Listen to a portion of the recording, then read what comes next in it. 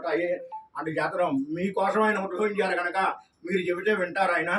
మీరు ఆయన ఉగ్రరూపాన్ని ఉపసంహరణ చేసుకోమని కోరండి అని చెప్పి దేవతలు ప్రహ్లాదుని కోరిన ప్రదేశము కోరుకొండ. అంటే ఇక్కడ ఏ కోరిక కోరినా నెరవేరుతుంది. ఇక్కడ కోరుకోండ్రా కోరుకోండ. మరి పెద్దవాళ్ళు ఉన్నారు, వాళ్ళు ఏమంటారు, భగవంతుడి దగ్గరికి వచ్చేటప్పటికి కోరికలతో రాకూడదు కదండి అంటారు. వేదంలో ఒక ప్రమాణం చెప్పాడు, దదాతీతి దేవా అన్నాడు. దదాతీతి దేవా అంటే ఇచ్చేటువంటి వాడు దేవుడు అని అర్థం. వడ్డించేవాడు మనవాడే అనుకోండి, బంతిలో చివర కూర్చున్నా మిరపకాయ బజ్జీ పట్టుకో చేస్తాడు అక్కడ. మరి ఈయన దదాతీతి దేవా కోరుకోండ్రా అంటున్నాడు, కానీ మనకి కోరుకోవటం రాదు. మనకేమొచ్చు అంటే లంచాలు ఇవ్వడం వచ్చు, లంచాలు తీసుకోవడం వచ్చు. భగవంతుడు కూడా అటువంటి లంచగాడే అనుకుంటాం. మనం ఎలా కోరుతాం, నా కూతురికి పెళ్ళి అయితే నీకు 4 అరటిపళ్ళు గెల్లలు ఇస్తా, లంచం ఆయనకి, నీ కూతురు పెళ్లి కోసం. నా కొడుకు ఉద్యోగం వస్తే నీకు 10 కొబ్బరికాయలు కొడతా, నా గృహస్థితి బాగుండి వ్యాపారం బాగుంటే నీకు బట్టలు పెడతా. తప్పు ఆ కోరిక. ఎంచేతంటే లంచాలు తీసుకునేవాడు కాడు ఆయన, లంచాలకు లొంగేటువంటి వాడు కాదు. ఎంచేతంటే నువ్వు పుట్టినప్పుడు మలతాడుతో కూడా రాలా, పోయేటప్పుడు కూడా అంతే. మరి ఆయనకి నువ్వు 4 కొబ్బరికాయలు పెడతాను, 5 అరటిపళ్ళు గెల్ల పెడతాను, నువ్వు ఎక్కడి నుంచి తెచ్చావు? అరటిపళ్ళు గెలతో పుట్టేవా ఆయనకి ఇద్దామని? ఈ కొబ్బరికాయలతో పుట్టేవా నువ్వు ఆయనకి ఇద్దామని? ఈ బట్టలు ఆయనకి ఇద్దామని బట్టలతో పుట్టేవా? లేదు, నీదేమీ లేదు ఇక్కడ, అన్నీ ఆయన ఇష్టమే. ఆయనకే ఆయన్ని ఇస్తున్నావు, నీ గొప్ప ఏంటి అంటే ఆ కోరిక అలా కోరకూడదు. నీకు ఆయనకి అరటిపళ్ళు గెల్ల ఇవ్వాలంది ఇచ్చేయి, కొబ్బరికాయలు కొట్టాలనిపించింది కొట్టేయి, బట్టలు పెట్టాలనిపించింది పెట్టేయి. నీ కోరికను ఆయనకి ఎలా చెప్పాలి అంటే, స్వామి ఇగో నా అమ్మాయి పెళ్ళి అవటం లేదు, నా వల్ల కావటం లేదు, నువ్వే చూడు, ఇది నీ వల్లే అవుతుంది అంతే. అంటే తప్ప అది చేస్తే ఇది పెడతాను తప్పు. నా కొడుకు ఉద్యోగం రావటం లేదు, చూడవయ్యా స్వామి అంతే. అంతే తప్ప నా ఉద్యోగం వస్తే నీకేమో కొబ్బరికాయలు కొడతాను తప్పు. నా గ్రాహస్థితి బాగోలేదు, వ్యాపారం బాగోలేదు, నువ్వు చూడు స్వామి, నువ్వే సృష్టించావు నన్ను, నువ్వే చూడాలి, అన్నిలు ఎవరు కాదు, దండం పెట్టు, బట్టలు పెట్టాలి పెట్టి దానికి దీనికి లంకి పెట్టుకోండి. ఆ కోరిక తప్పు అవుతుంది. స్వామి దయార్థ హృదయుడు. ఎప్పుడు కూడా మనం చేసేటువంటి తప్పుల్ని ఆయన చాలా స్పోర్టివ్గా తీసుకుంటాడు. ఆయన మనం తీసుకోలేము అట్లాగా. ఆయన పరమాత్మ, మనం జీవాత్మ. మన ఎప్పుడు ఏడో రూపేణ తన దగ్గరికి లాక్కోవడానికి ప్రయత్నం చేస్తాడు పరమాత్మ. కానీ ఈ జీవుడు పరమాత్మ దగ్గరికి వెళ్ళటానికి ఎన్నో మెలికలు పెడతాడు వీడు. మన ఉదాహరణ మీకు అర్థమయ్యే భాషలో చెప్పాలనుకోండి, కోరుకుండా బాగుందిట్రా, ఏ కోరినా నెరవేరిపోతాయంట అన్నాం అనుకోండి, 100 కొలది జనం వచ్చేస్తారు ఇక్కడికి. వాళ్ళ కోరిక నెరవేరలేదనుకోండి, కోరుకుండా చూడడం లేదురా, తంటికొండ పోదాం. ఆ తంటికొండ వెళ్తాం, అక్కడ కూడా పని అవ్వలేదు అనుకోండి, బెడవాడ కనకదుర్గ అంటాం.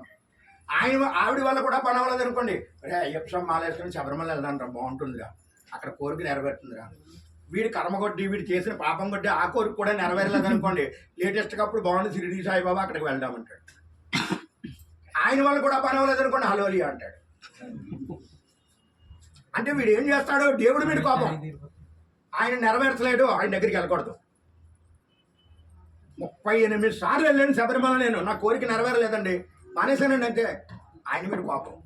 కానీ ఆయన ఏమనుకుంటాడు తెలుసా, వీడు నేను ఎన్ని పరీక్షలు పెట్టినప్పటికీ కూడా పార్టీలు మార్చినట్టుగా దేవుడు మారుస్తున్నాడు, కానీ నన్ను మార్చట్లేదు. ఏడో రూపాయన నన్ను ఆరాధన చేస్తున్నాడు, వీడికి ఏదో చేయాలనుకుంటాడు. ఇంకా భగవంతుడు అందరూ ఒకటే. వీడికి కోపం అంటే భగవశక్తిలో ఉండేటువంటి గొప్పతనం అది. మన చేత తన నామస్మరణ ఏదో రూపేణ చేయిస్తాడు. ఇప్పుడు కూడా నాది మతం కాదండి, నేను దేవుణ్ణి నమ్మనండి, నేను అసలు రామ అన్నండి, నేను కృష్ణ అన్నండి అన్నవాడి చేత ఎక్కువగా పలికిస్తాడు.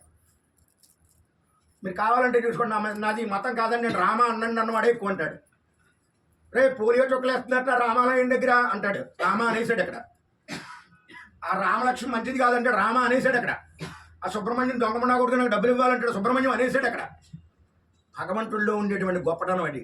మన చేత తన నామస్మరణ ఏదో రకంగా ఆయన చేయిస్తాడు. ఆ చేయించడం కోసమే ఆలయాల రూపేణ అనేక మంది సర్వవ్యాప్నోతి విష్ణు అనేక చోట్ల అనేక దేవాలయాలలో స్వామి అలా నిక్షిప్తమై మనందరి చేత కూడా తన నామాన్ని పరికించడం కోసమే ఈ దేవాలయాలు అనేటువంటివి ఉన్నాయి. ఇందులో స్వయంభూ భక్త్యాలు, ఆర్షాలు, ప్రాకృతికాలు ఇవన్నీ కూడా దేవాలయాలని. కొన్ని స్వామికి అనంతర తెలిసినవి, కొంతమంది ఋషులు ప్రతిష్ఠ చేసినవి, కొంతమంది యోగీశ్వరులు ప్రతిష్ఠ చేసినవి, కొంతమంది మనం ప్రతిష్ఠ చేసుకున్నవి, ఇలాగ అనేక రూపాయలు ఏది చేసినప్పటికీ కూడా భగవన్నామ స్మరణ చేయటం కోసమే. ఇంకేంటంటే కృతయుగం కంట, త్రేతాయుగం కంట, ద్వాపరయుగం కంట కలియుగం గొప్పది, కానీ కలియుగం చెడ్డది అంటారు అందరూ. ఎందుకు అంటే కృతయుగంలో వేల కొలది సంవత్సరాలు తపస్సు చేస్తేనే కానీ భగవంతుడి ప్రత్యక్షం కాలేదు.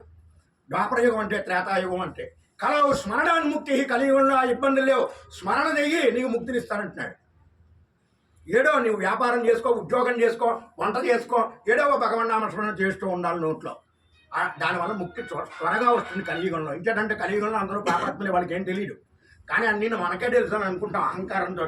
మనకి ఏమీ తెలియదు అసలు భగవంతుడి గురించి కానీ దేని గురించి కానీ మనకి ఏమీ తెలియదు. అంచేత ఆ భగవంతుడు మన యందు ఉండేటువంటి జాలి చప్పున కలవు స్మరణాన్ముక్తి. కలియుగంలో నామస్మరణ చేయరా చాలు, ధన్యోపాయం. నామస్మరణ ధన్యోపాయం. నీకు కలియుగంలో అదే గొప్పది. అందుచేత మీరందరూ కూడా మీ పెద్దలు చేసుకున్నటువంటి పుణ్యం, మీరు చేసుకున్న పుణ్యం ఉండి కనుకనే అనేక దేవాలయాలు దర్శించగలుగుతున్నారు.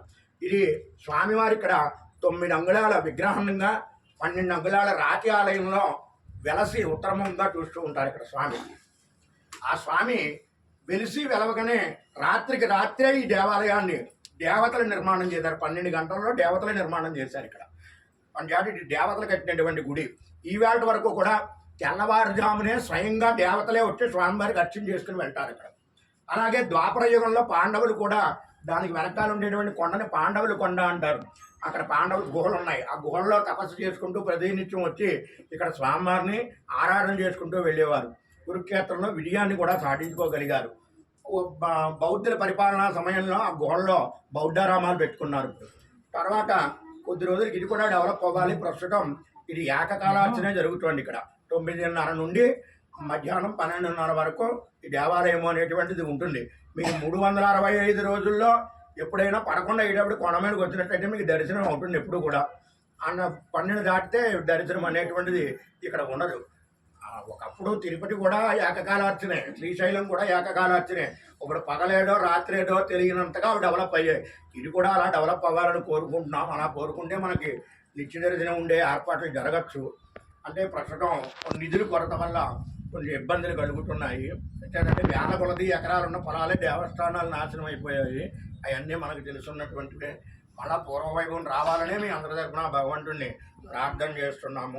స్వామివారు రోడ్డు వేయడానికి ఉన్నది ఇది.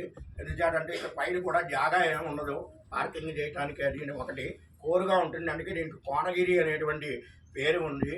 ఈ చుట్టూ కూడా పోనీ ఏదైనా చేద్దాము అంటే ఇది గుల్ల సాయిల్, గట్టి సాయిల్ కాదు. ఈ గుల్ల సాయిల్ మూలాన ఏం చేయడానికి అవకాశం ఉండదు. ఒక రోపే ఒకటే మాత్రం మార్గం ఉంది. ఆ నిర్మలా సీతారామన్ గారు మన కేంద్రంలో కూడా బిల్లు ప్రవేశపెట్టారు మన దేవాలయం గురించి.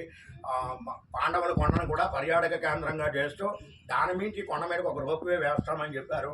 అది నిధులు వచ్చినట్లయితే అది కూడా త్వరలోనే అవుతుందని అనుకుంటున్నాము. అది అయితే చాలామంది మోకాళ్ళ నొప్పుల వాళ్ళు, బాగా ఎప్పుడు స్వామిని చూడలేదు, పెద్దవాళ్ళం అయిపోయాం అనుకున్న వాళ్ళు వీళ్ళందరూ కూడా రోప్వేలో వచ్చి స్వామిని దర్శనం చేసుకొని వెళ్ళొచ్చు. అది కూడా మనకి జరిగినట్లయితే ఏది ఏమైనప్పటికీ కూడా ఇక్కడ చాలా స్వామి మహిమాన్వితమైనటువంటి స్వామిని మనస్సులో గోత్రం పేరు చెప్పుకుని మీ కోరిక ఆయనకి చెప్పినట్లయితే ఆ కోరిక నెరవేరుతుంది. ఆ కోరిక నెరవేరిన తర్వాత మళ్ళా వచ్చి స్వామివారి దర్శనం చేసుకుని వెళ్తూ ఉంటారు ఇక్కడ అందరూ కూడా. అందుకే కోరుకొండ అనేటువంటి నామధేయం వచ్చింది. పరాశర మహర్షి వ్యాసుల వారి తండ్రి ఇక్కడ చాలా కాలం తపస్సు చేశారు. తపస్సు చేసి ఆయన స్వామిని ప్రత్యక్షం చేసుకున్నారు. అందుకే ఈ కొండకి పరాశరగిరి అనేటువంటి పేరు ఉంది. కొండ చుట్టూరా కూడా పారిజాత వృక్షాలు ఎక్కువగా ఉండడం మూలంగా దీనికి పారిజాతగిరి అనేటువంటి పేరు కూడా ఉంది. ఇలాగా స్వామివారు వైభవంలో మనకి అందరికీ కూడా ఆయురారోగ్య భోగభాగ్యాలు ఇస్తాడు. స్వామి నామస్మరణ చేసుకుంటూ కనుక మెట్లు ఎక్కితే అలుపు సలుపు ఉన్నది. ఇక్కడ మీరు చూడండి 70 సంవత్సరాలు 75 సంవత్సరాల వరకు కూడా అవలీలుగా కొండ మీదకి వచ్చేస్తారు వాళ్ళు. నాకే ఆశ్చర్యం వేస్తుంది, ఈ వయసులో ఎలా వచ్చారు వీళ్ళు పాపం అని చెప్పి అనుకుంటాను నేను. అనుకుంటే ఆ స్వామి నామస్మరణ చేసుకుంటూ వచ్చామండి, ఆయనే ఎక్కించేశారు మమ్మల్ని అంటారు. 615 మెట్లు నిటారుగా ఉంటాయి. ఎక్కాలంటే మాటలు కాటికడం. అందుచేతనం అది స్వామి యొక్క మహిమ. స్వామి నామస్మరణ చేసుకుంటూ ఉన్నట్లయితే మట్టికి మనకి ఏ విధమైనటువంటి ఇబ్బందులు కూడా ఉండవు. మీరందరూ కూడా మానవ జీవితం మంద కాబట్టి మీ కోరికలు స్వామికి చెప్పండి. గోత్రం పేరు మనసులో చెప్పుకోండి. లోపలికి దరిద్రానికి వచ్చిన తర్వాత సెల్ ఫోన్తో ఫోటోలు తీయకూడదు. మనం తీసుకొచ్చిన పువ్వులు స్వామి మీద పెట్టకూడదు. స్వామి దగ్గర ఉన్న పువ్వులు మనం తీసుకోకూడదు. అక్కడ అర్చక స్వామి ఇస్తారు. ఆ ప్రకారంగానే చెయ్యి. మడి ఆచారంగా మాత్రం స్వామి దర్శనం చేసుకోండి. భగవన్నామస్మరణ ఓం నమో నారసింహాయ అంటూ దర్శనం చేసుకువెళ్ళి ఆ పుణ్య ఫలితాన్ని మీరందరూ కూడా పట్టుకెళ్ళి ఆయురారోగ్య భోగ భాగ్య సంతానాదులతోటి మీరందరూ ఎల్లవేళలా తొలతూగుతూ ఉండాలని ఆ శక్తి ఆ స్వామివారు మీకు కలగజేయాలని స్వామివారిని కోరుకుంటూ అందరూ కూడా చెప్పండి. ఉగ్రం వీరం మహావిష్ణు బలంతం సర్వతోముఖం నృసింహం భీషణం భద్రం మృత్యుం నమామ్యహం ఉగ్రం వీరం మహావిష్ణు బలంతం సర్వతోముఖం నృసింహం భీషణం భద్రం మృత్యుం నమామ్యహం ఉగ్రం వీరం మహావిష్ణు బలంతం సర్వతోముఖం నృసింహం భీషణం భద్రం మృత్యుం నమామ్యహం. ఈ లక్ష్మీ నరసింహ స్వామికి మాత్రం